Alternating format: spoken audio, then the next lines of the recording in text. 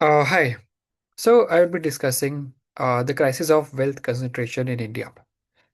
India is one of the fastest growing major economies in the world, and yet a striking paradox defines our moment. While GDP climbs, the distance between the richest and the poor widens. Today I want to talk about the distance, about the two Indias, one that is thriving and one that is left behind.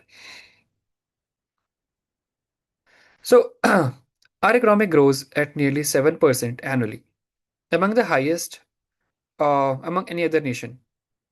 But there is one side of the coin that the bottom 50% of the India share only 3% of the wealth, and the top 50% shares around 30% of the wealth. A booming economy, yes, but booming for whom?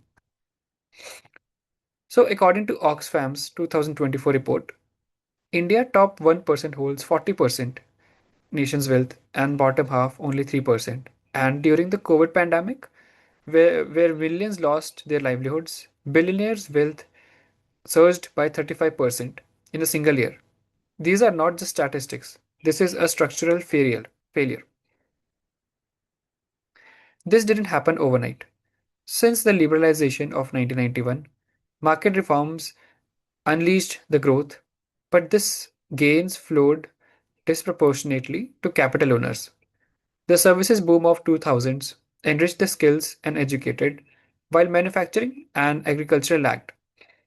Demonetization in 2016 hit informal workers the hardest. And COVID-19 was single biggest accelerant of the inequality in the modern India. So extreme inequality is not just morally troubling, it is economically damaging. When wealth concentrates at the top, consumer demand weakens and small businesses struggle, and social mobility also stalls. A child born in poverty should not have her future determined by her postcode. And when people see the system as rigged for the wealthy, trust in democracy starts to collapse. So what can be done? Three levers. First, progressive tax reforms, where capital gains are taxed at only just 10 to 12%, where the salaried workers are required to pay up to 30%. This gap must be rationalized. Second, massively expand public spending on health and education. Human capital is a great equalizer.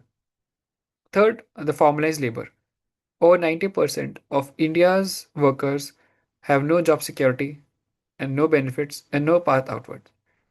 So there must be a change. A realistic 5 to 7 year plan begins with tax reform in year 1 and 2. Scale this scales up the social spending in years 3 and 4, and focuses on labor formalization by the year 7th. The barriers are also real. Powerful lobbying interests resist redistribution, political funding favors capital over year, and there is a persistent myth that taxing the wealthy kills the growth.